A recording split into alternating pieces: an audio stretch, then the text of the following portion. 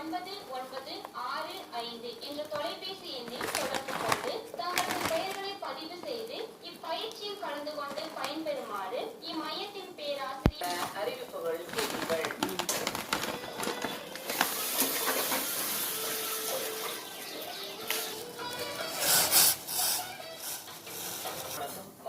அமைத்தல் உள்ளிட்ட பணிகள் மேற்கொள்ளப்பட உள்ளதாக கூறினார்.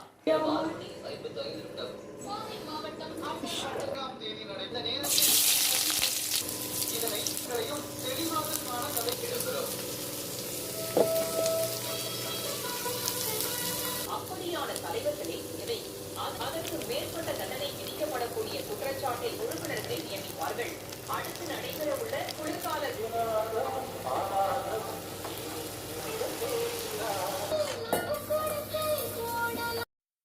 தேதிகளில் புதுதில்லியில் நடைபெறும் என்று அறிவிக்கப்பட்டுள்ளது.